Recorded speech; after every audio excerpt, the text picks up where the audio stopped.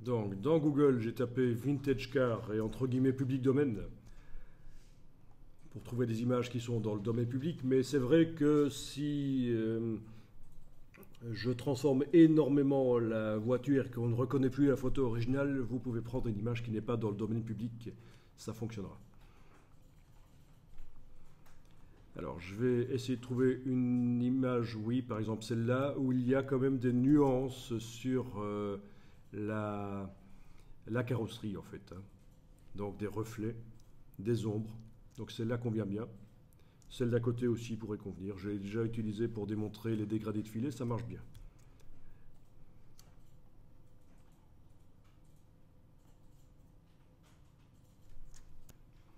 Ok, la page n'a pas l'air de fonctionner. Google est en train d'essayer de me faire le preview plus propre apparemment. Bon, je vais lui demander éventuellement de faire une recherche par image. C'est-à-dire qu'il va me trouver toutes les images qui ressemblent à ça.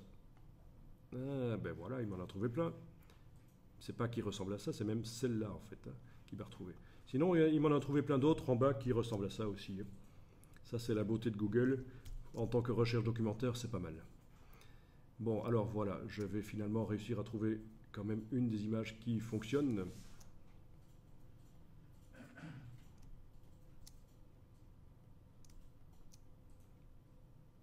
Oui, bien, ça va aller.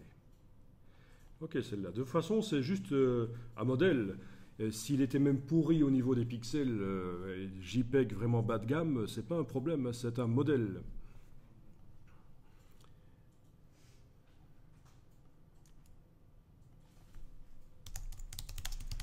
Alors, ceux qui n'ont pas réussi à trouver une image, je peux vous mettre sur le serveur cette image que j'ai trouvée.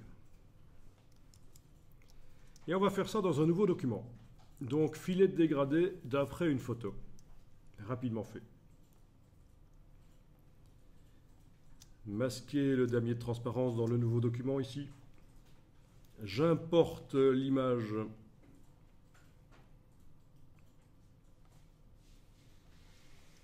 Je la place. Voilà.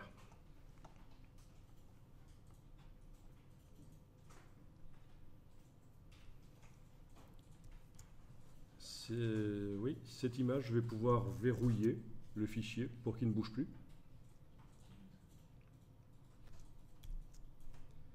Attendez un peu, avant de le verrouiller, on va... oui, même en le verrouillant, ça marcherait.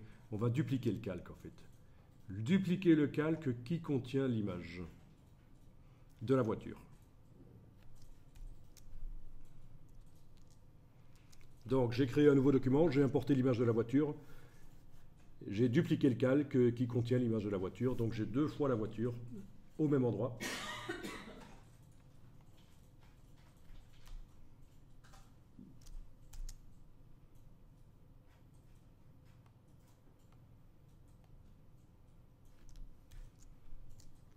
Voilà, le calque du dessus, j'ouvre et j'enlève le cadenas, je sélectionne l'image.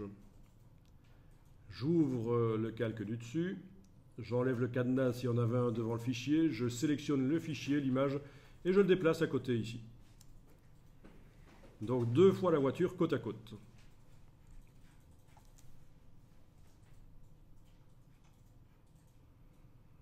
Et alors je vais dire que le calque va servir, celui-là va servir de modèle.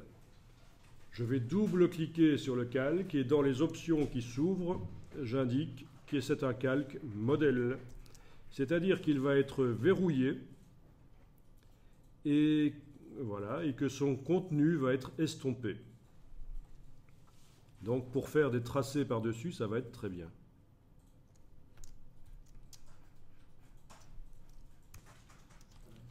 Alors, sur la version AFADI, je vais dessiner les différentes parties de la voiture. Mais si c'est juste pour faire une illustration qui va apparaître en tout petit, il n'est pas nécessaire que ce soit nickel. C'est juste un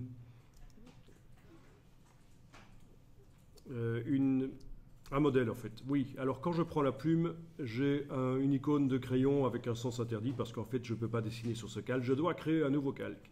Je crée un nouveau calque et c'est sur ce nouveau calque que je vais amener mes traits. Et je vais faire les différentes parties de la voiture. C'est-à-dire qu'on a vu avec les filets de dégradé que on ne sait pas faire des choses extraordinaires avec des formes trop complexes. Donc, on va faire des choses plus simples. Là, je double-clique sur le calque juste pour que les vecteurs apparaissent dans une couleur plus franche. Voilà. Ok, là, ça va mieux. Donc, je vous laisse faire. Oui, au fait, est-ce que... Oui.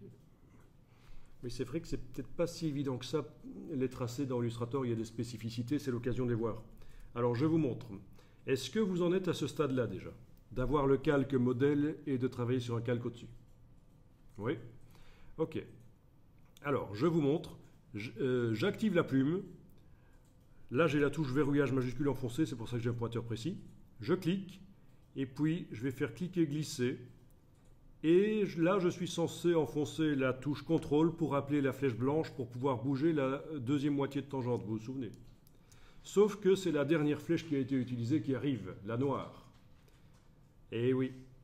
Donc, je vais aller activer la flèche noire, blanche, la flèche blanche, parce que c'est celle-là que je veux. Quand j'enfonce la touche CTRL pendant que je suis en train de faire le tracé et la plume. Donc vous voyez le problème, c'est que quand j'enfonce la touche CTRL, c'est la dernière flèche qui a été utilisée qui arrive. Raison pour laquelle, vu que c'est la flèche noire qui arrive, ça ne m'arrange pas, parce que ça bouge la totalité de l'objet. Je quitte la plume, j'active la flèche blanche et je reviens avec la plume. Et là, quand j'enfonce la touche CTRL, c'est la flèche blanche qui arrive. Parfait. Vu que j'ai interrompu le tracé pendant que je le faisais, je dois indiquer maintenant que je continue le tracé en cliquant sur le dernier point d'ancrage, pas la poignée, le point d'ancrage, voilà, et je continue à faire mon tracé. Tant qu'à faire, je vais faire en sorte qu'il n'y ait pas de couleur de fond, ça m'ennuie, pour bien voir ce que je fais.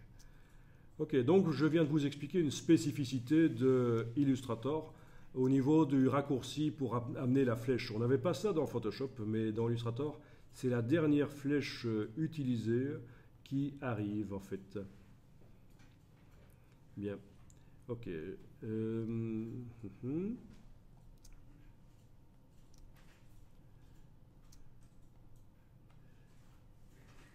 Vite fait. Bien. Ensuite, autre tracé. Je peux éventuellement verrouiller celui-là. Pendant que je fais le suivant, je verrouille. Le premier. Autre tracé.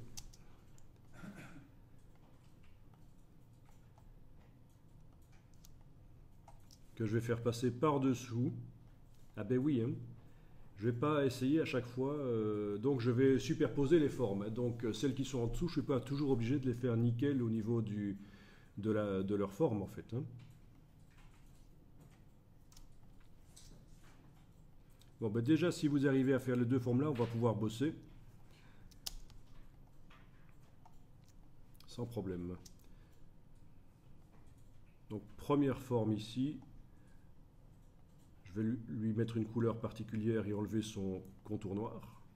Deuxième forme ici, je lui mets une couleur particulière et je vais enlever son contour. Ah ben, il n'en avait pas. Voilà. Okay.